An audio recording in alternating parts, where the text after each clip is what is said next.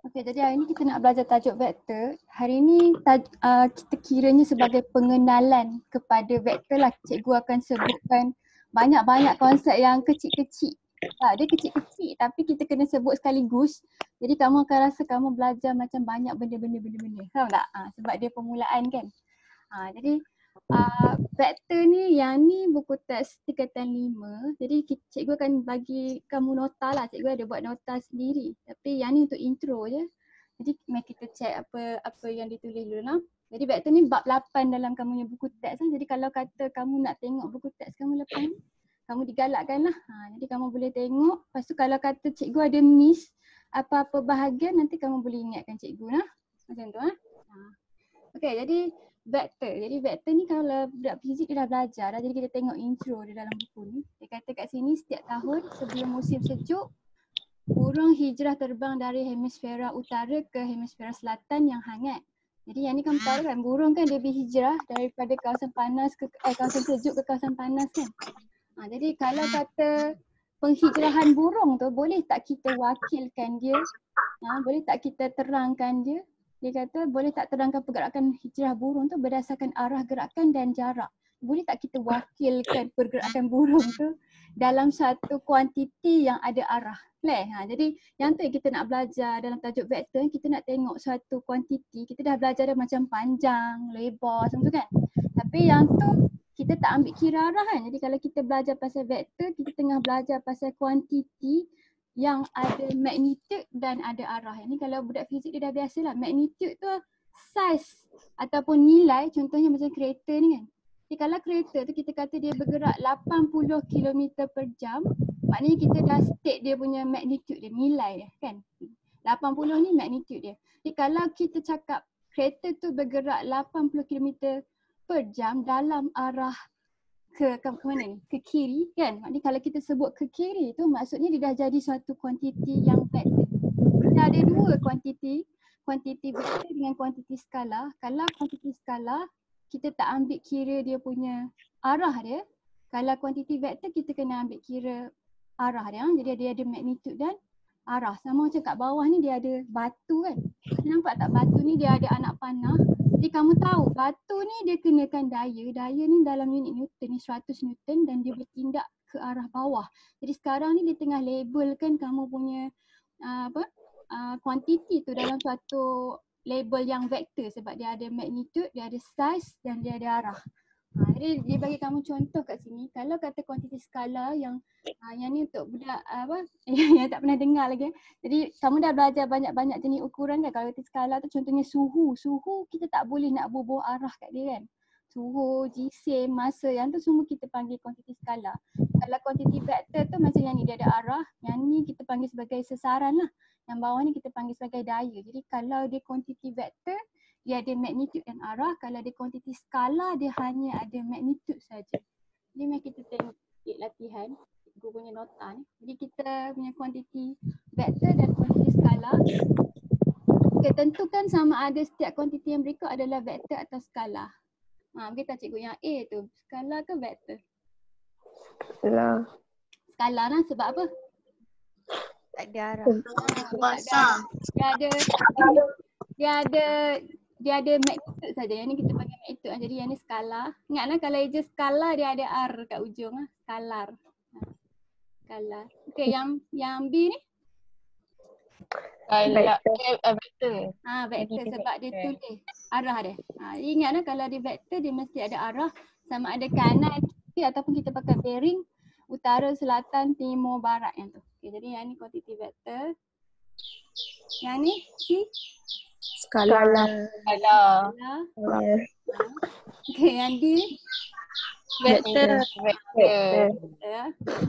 Okay, jadi yang ni kalau dia bagi 4 meter ke kanan, yang ni kita tak panggil dia sebagai jarak, yang ni kita panggil dia sebagai apa? Sesaran. Arah. Sesaran. Sesaran. Yang bawah ni apa? 5 meter per saat ke timur. Ini apa? Hal laju kan? Kalau dia label, kalau dia label jarak, kalau dia label sesuatu tu ada ada arah, maksudnya dia jadi kuantiti vektor. Laju kuantiti vektor. Kalau yang ni, C ni. Yang ni apa? Laju. Laju kamu. Beza, jadi laju tu kuantiti vektor, laju tu kuantiti skalar. Di atas ni apa? Luas. Yang ni luas. Jadi luas dia tak ada arah kan. Jadi dia memang kuantiti skalar.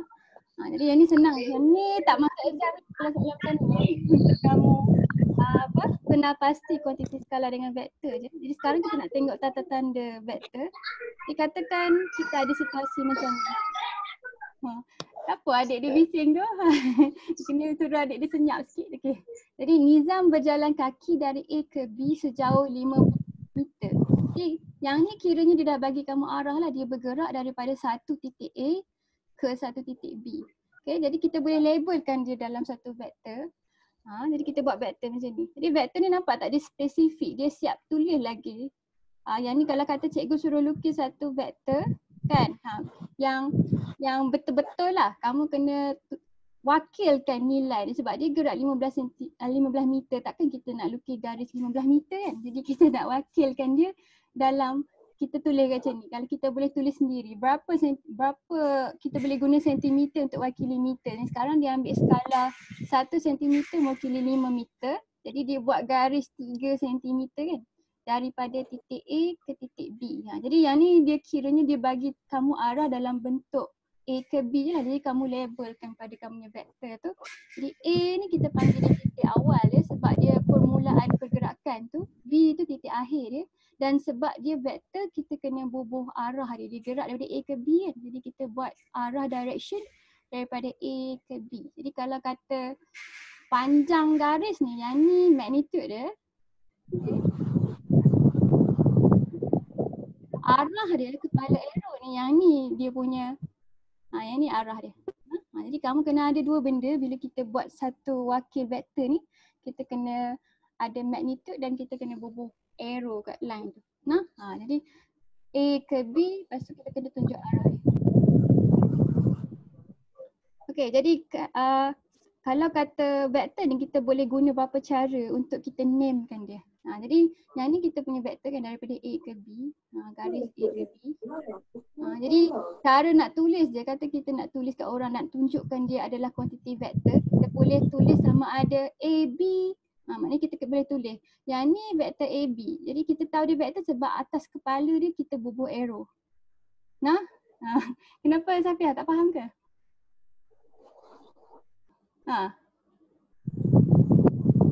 Okay. Silap cikgu. Tersilap tertekan ke? Okay. Ataupun kalau kat buku kamu dia bold kan. Jadi kalau dia bold kan tulisan tu maknanya dia tengah merujuk pada suatu benda yang vektor. Jadi yang ni kalau kamu tak boleh nak boldkan tulisan kamu kan. Jadi kalau kata exam kamu kena guna bentuk ni. Kalau kata disuruh labelkan vektor ni, kamu labelkan dia dengan huruf besar, lepas tu kamu bubuh kepala dia arrow. Ataupun katakan yang ni kamu boleh wakilkan dia dengan, yang dia punya garis ni kita boleh wakilkan dia dengan simbol yang ni juga, sama ada A ada kerinting kat bawah dia ataupun A tu kita bold kan. Yang ni cara untuk kita tulis satu vektor tu. Okay, jadi kat sini kamu nampak tak apa beza garis ni dengan garis atas tu? Anak panah. Anak panah Terbalik. dia terbalik kan? Betul. Anak panah dia terbalik. Jadi vektor ni vektor AB ke? BA. Yang ni vektor BA. Jadi kalau kita nak tulis vektor BA, kita tulis sini. Ni vektor BA sebab dia bergerak daripada B ke A. Jadi kalau dua vektor ni dia berbeza anak panah je, kita boleh kata vektor bawah ni adalah negatif kepada vektor atas ni. Boleh? Jadi kalau kita negatifkan satu vektor tu, dia akan ubah arah dia. Faham? Macam kata yang ni, macam kita belajar dalam fizik lah, yang ni 20 Newton kan. Jadi kalau kata kita ada satu arrow yang sama panjang tapi arah bertentangan, maknanya yang ni merujuk kepada negatif 20 Newton. Jadi sama juga kalau AB tu arah ke kanan, lepas tu kamu dapati kita ada satu lagi vektor yang terbalik arah dia, maknanya yang ni negatif kepada AB. Faham? Jadi yang ni kita panggil sebagai vektor yang negatif.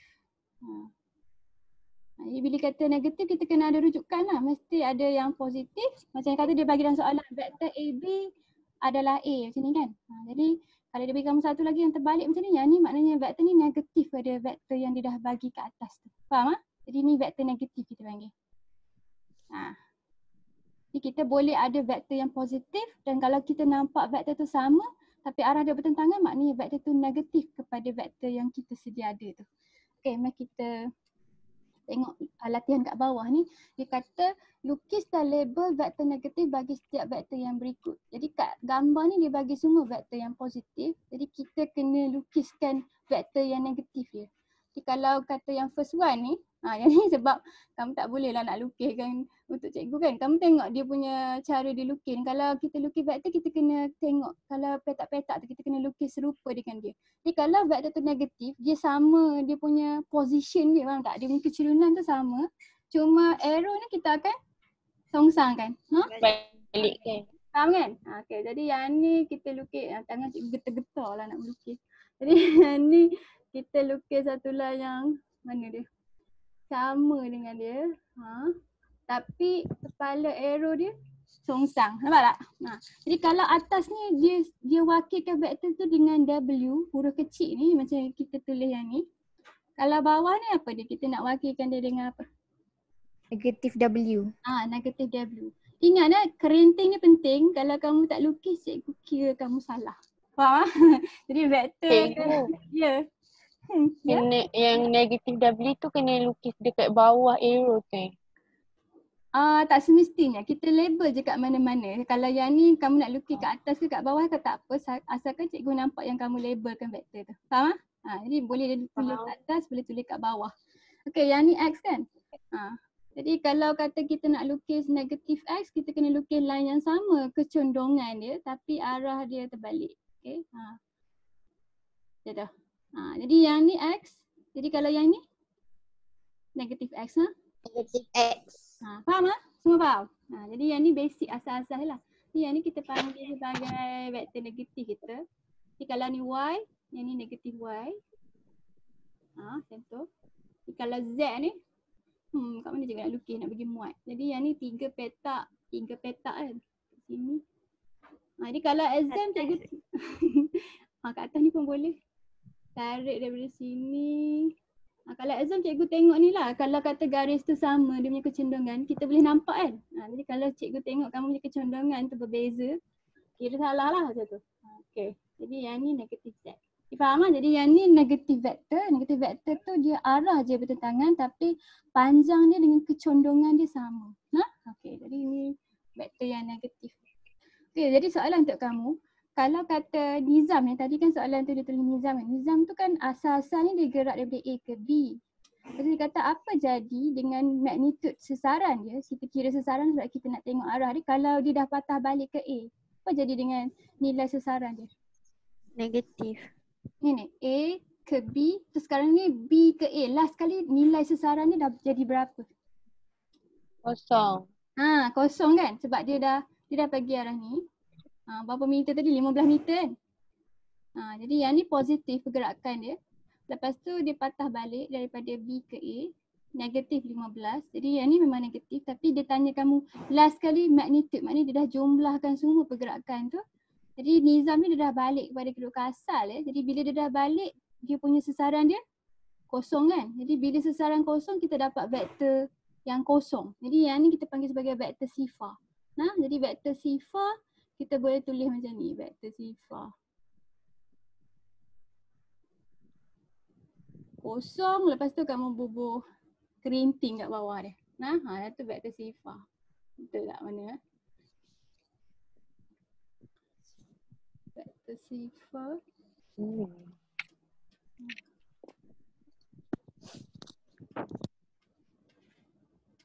Good.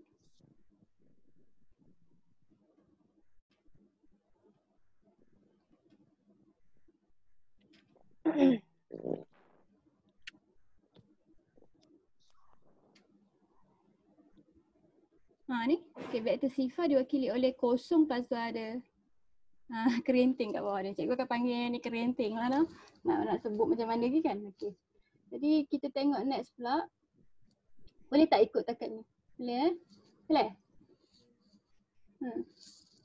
Boleh. Okay, jadi sekarang ni kita nak menentukan magnitude dan arah vektor kita. Jadi arah ni maksudnya arah ni lah ikut bearing ni ataupun kanan, kiri semua tu. Jadi kalau kata arah ni, yang ni selalu yang awal-awal je kamu belajar. Bila exam kita tak ambil kira sangat arah ni sebab kita belajar lebih kepada, nantilah kita tengok soalan yang last kali ni dia lebih kepada bentuk yang keluar exam. Ini macam asas-asas je kan. Jadi kalau kita nak tulis magnitude vektor tu, kita akan tulis vektor tu dan kita akan lukis palang kat luar dia. Boleh? Jadi yang ni simbol untuk magnitude vektor. Jadi kalau kamu nampak, cari dia tulis ni kan vektor tu dalam palang dua orang ni kan, maknanya dia suruh kamu cari magnitude dia. Jadi mari kita tengok soalan ni. Kata rajah sebelah menunjukkan vektor V yang mewakili sesaran sebuah helikopter yang berlepas daripada titik O. Titik O ni simbol untuk origin, asalan dia. Jadi titik O tu asalan. Dia cari magnitude dan arah penerbangan kapal terbang itu dari titik O. Jadi kalau kata dia suruh cari magnitude, maknanya dia suruh cari panjang garis ni. Ini dia dah label kat kamu kan, satu petak kecil ni 1 kilometer darat 1 kilometer. Kamu rasa cara apa yang kita boleh guna untuk kita dapat panjang tembereng ni? Ini kita panggil tembereng.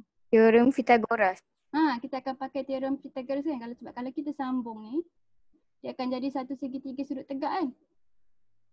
Jadi yang ni cara dia untuk kita cari magnitude. Jadi kat sini berapa kilometer? 3. Ni 3. Yang ni 3 juga kan? 3. Kalau ikut teorem Pythagoras macam mana nak kira? 3 kuasa 2 tambah 3 kuasa 2 punca kuasa. Okey, jadi kita tulislah magnitude V sama dengan punca kuasa 3 kuasa 2 campur 3 kuasa 2. Okey, berapa nilai ni 3 kuasa 2 campur 3 kuasa 2 ni? 18 kan? Jadi yang ni kita boleh permudah sikit kepada satu benda yang kita boleh punca. 3 kuasa 2 kita boleh punca dekat 9.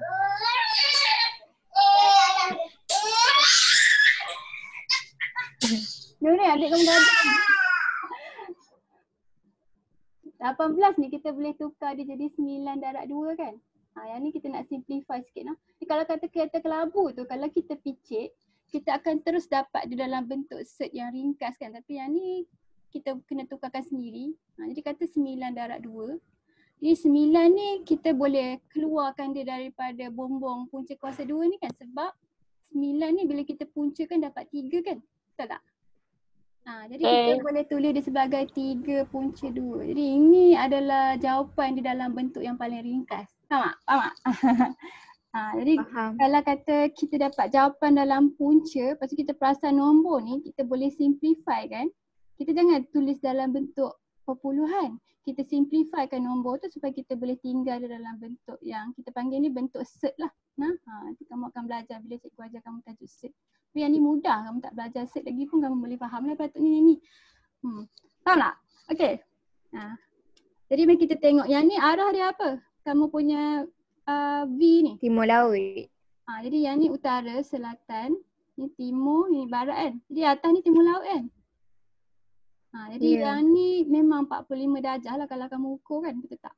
Jadi kat sini arah dia arah timur laut. Jadi yang ni dia punya magnitude, kita label sekali dalam arah timur laut. Okay. Itu cikgu pun lupa sebab cikgu dah lama tak tengok bearing kan. Yang ni timur laut, yang ni Tenggara. Tenggara. Kamu tahu cikgu sebut apa? Cikgu sebut timur daya. So macam pelik je. Macam wujud timur daya. Memang tak wujud. Cikgu Google punya tenggara namanya. Okay, yang ni barat laut. Yang ni barat daya. Okay. Okay. Jadi kita buat yang bawah ni latihan sikit untuk kamu. Okay, cuba cari. Yang ni senang kan? Sebab yang ni kita wakilkan jarak dia. Yang ni dalam km. Tapi kalau kata dia tulis unit, kiranya unit dia tu unit lah. Jadi berapa unit magnitude P ni?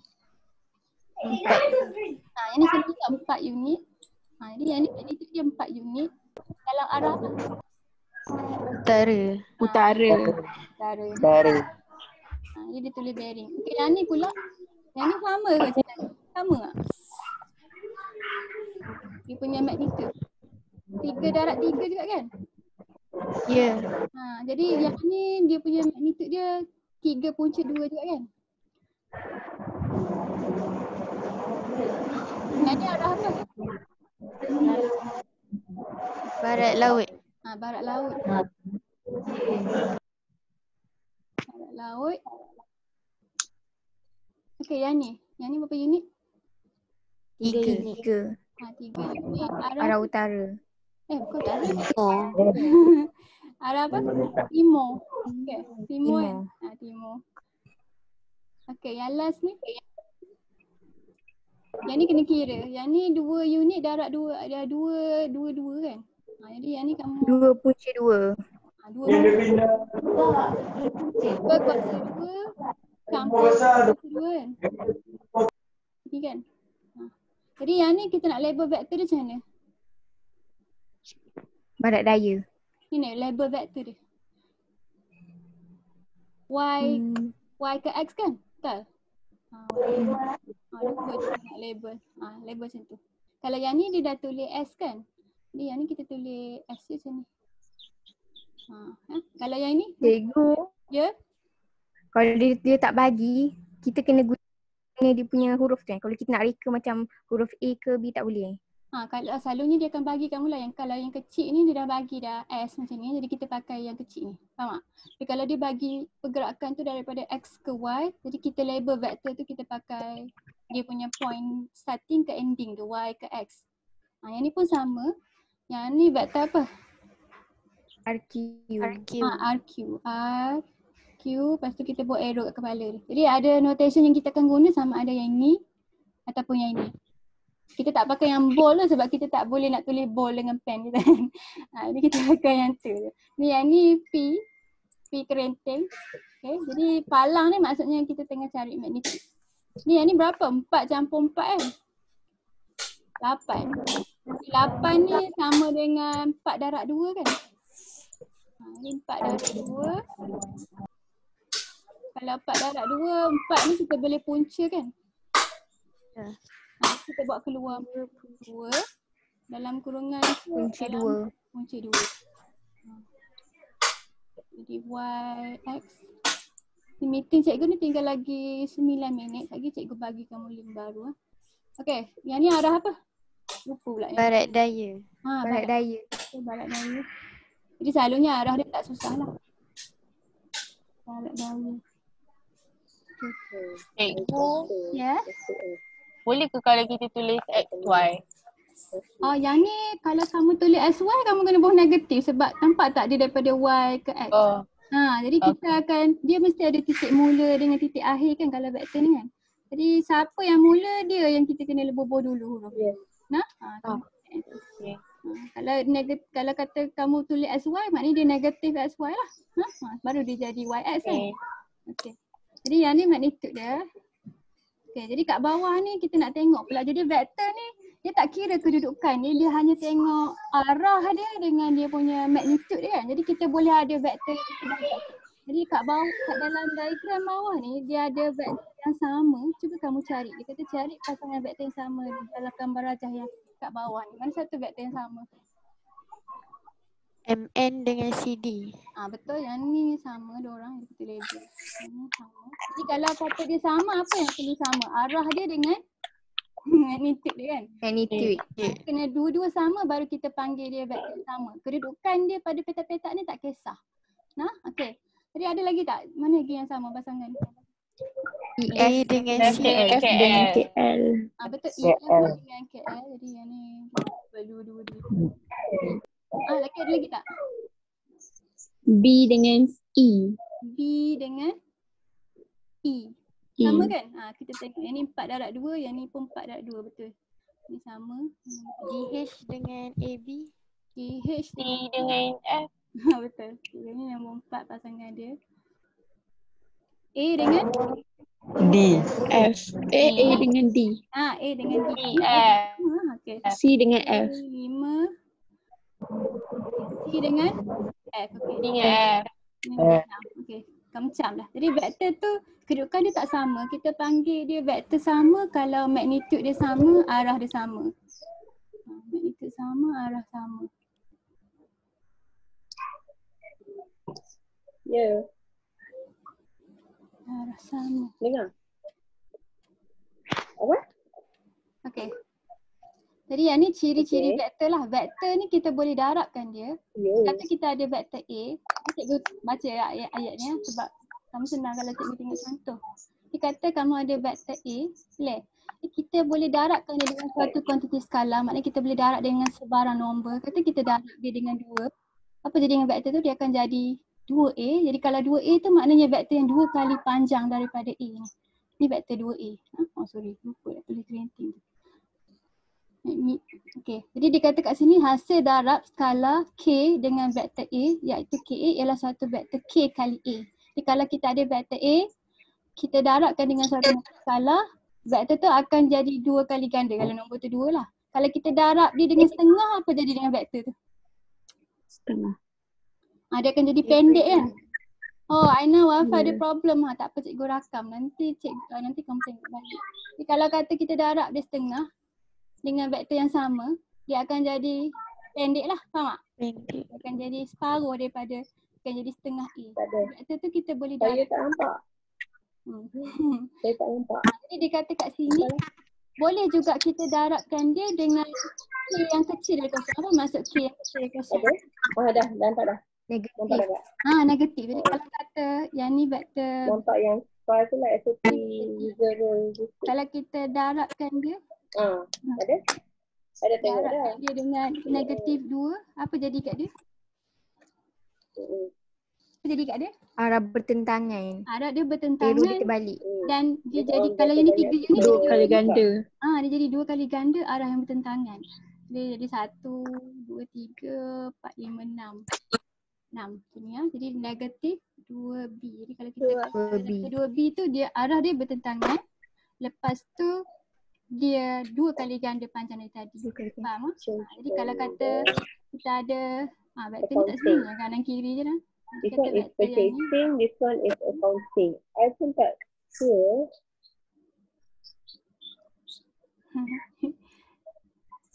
Oh, Aina apa yang A? Okay. Jadi kalau kata kita ada U, kita darabkan dia dengan apa kita nak buat. Dia boleh jadi berapa je? Negatif 1/3. Kita dapat apa? Lebih pendek. Kita dapat dia lebih pendek, lepas tu arah arrow dia Bertentangan. bertentangan. Jadi kat sana ni 3, yang ni dapat 1/3 kan. Jadi yang ni garis negatif 1/3 U. Clear? Faham tak? Jadi kita boleh darabkan dia dengan K. K tu makna merujuk kepada sebarang ni nilai skala. Dia boleh jadi positif atau negatif. Kalau dia positif, dia mempunyai arah yang sama dengan A. Kalau dia negatif, dia akan jadi arah yang bertentangan. Jadi dia boleh jadi pendek, dia boleh jadi panjang. Bergantung pada nilai yang kita darabkan dia. Okey, saat ni kita buat latihan ke? Ada latihan tak?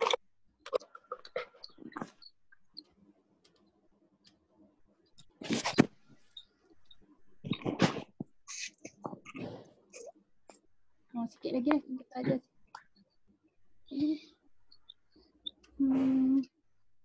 Okay.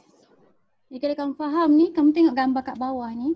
Jadi kita ada 2 vektor kat sini. Vektor apa yang ada kat sini? AB dengan CD. Okay, yang ni vektor AB. Sorry. Yang ni vektor CD kan? CD. Jadi AB ni dia kata magnitude dia A. Kita boleh wakilkan magnitude dia dengan huruf A kecil ni lah. Lepas tu yang ni 2A kan? Jadi dia ni 2 kali ganda yang ni. Jadi kita boleh kata vektor ni sama ke? Tak. Tak. Jadi vektor ni dia tak sama sebab dia ni 2 kali ganda panjang dari ni kan. Tapi sebab dia punya kecondongan dia sama, arah dia sama. Okay, kita boleh kata dua-dua vektor ni adalah selari. Ni kamu tahu kan dua benda yang selari tu bila dia mempunyai kecurunan yang sama. Betul tak? Jadi kalau vektor pun sama, dia ada konsep selari juga. Kalau vektor tu kamu nampak, satu tu panjang, satu tu pendek, dia tak sama tapi kita kata vektor tu selari. Jadi kalau kata selari, yang ni dia bebas sikit, dia boleh jadi arrow dia terbalik. Kalau kita boleh tulis dia dalam satu equation, dia apa equation yang kita boleh hubungkan antara AB dengan CD? Persamaan. Kita boleh tulis dalam satu BPO dia punya sistem Dua AB sama dengan CD. yang kat sini ada yang BPO punya. CD sama dengan 2 AB. Betul tak? Dua AB. Betul kan? Betul. Jadi kalau kita boleh tulis dalam bentuk macam ni, maknanya vektor tu selari. Ni sama ada kita tulis macam ni ataupun kita boleh tulis juga AB sama dengan apa? Setengah CD. Setengah CD. Setengah Okey, CD. kalau Kalau kata dia BPO, tu selari, kita terima jawapan view kamu dua-dua. correct, Sama and ada equal to 3K, kamu tulis macam ni ataupun kamu and tulis macam ni then dua-dua, kiranya kamu tulis dalam bentuk yang betul. Jadi dia kata kat sini secara umumnya kalau kita ada dua vektor dan vektor tu adalah selari, kita boleh hubungkan dia dengan cara kita tulis dia macam ni. Kita darabkan dia dengan satu, kita boleh hubungkan dia ada satu perkali. Kan? Betul. Jadi bila kita darabkan CD ni dengan satu perkali K, dia akan jadi sama dengan AB. Maknanya AB dengan CD ni adalah selari. Faham tak? Itu konsep selari ni. Jadi selari ni cikgu sebut sikit dulu sebab dia ada soalan yang susah sikit. Kita akan belajar dalam next class lagi konsep selari ni. Boleh ya? Nanti kita akan sambung ni lagi. Sebab dia ada satu soalan dalam exam tu yang akan bagi kamu 10 markah berkaitan dengan konsep yang ini. Yang konsep-konsep yang selari ni. Okey. Sikit lagi. Kan cikgu katakan kita kena belajar dia banyak konsep. Lepas tu sekali kita pergi soalan-soalan